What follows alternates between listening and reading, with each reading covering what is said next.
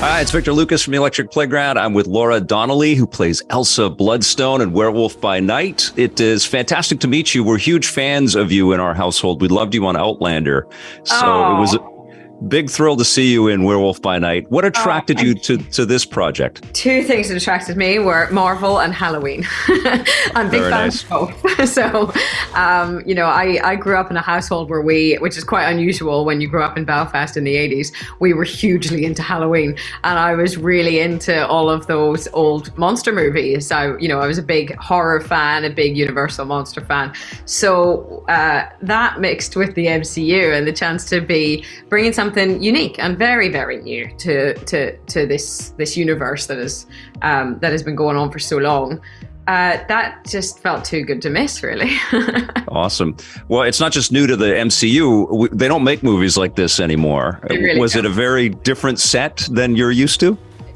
It was, but yes, it of course brought back memories and ideas of those old movies from that genre, but at the same time it was also lovely because it was all real, it was all practical.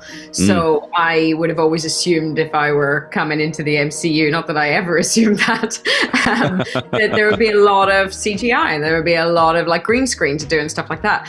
And that was a big attraction. When I spoke to Michael, our director, for the first time, he said we were just going to be doing practical effects for everything.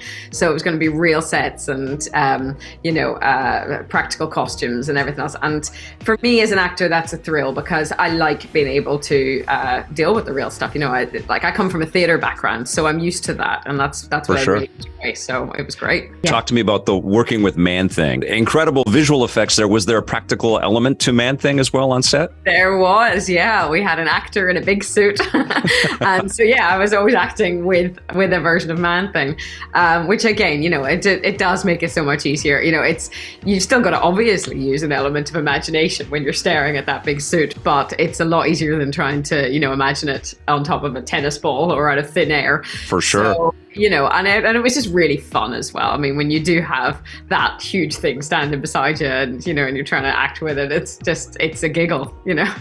It's awesome. Well, this obviously isn't like a full origin tale for Elsa or for Jack, but it does feel like the beginning of more. Is there any whispers of more, or what's going on with Elsa Bloodstone? I mean, I have no idea. Unfortunately, that's above my pay grade. But I'm very hopeful. I would love to explore everything that there is to explore with Elsa. She has a complex background that we see her grappling with in this movie. That she's kind of trying to figure out who she is somewhere between her very complicated past and her quite traumatic past and whoever she is that she wants to be in the future. So, it does feel like the beginning of a story, as does the connection that she has with Jack. I'd love to be able to explore that a bit further as well, because I think there's something really beautiful in the heart of this story that's to do with the two of them and their connection. Absolutely. You two were wonderful together. Real treat to meet you, and keep up the fantastic work. Thank you very much. Take care, Laura. Bye.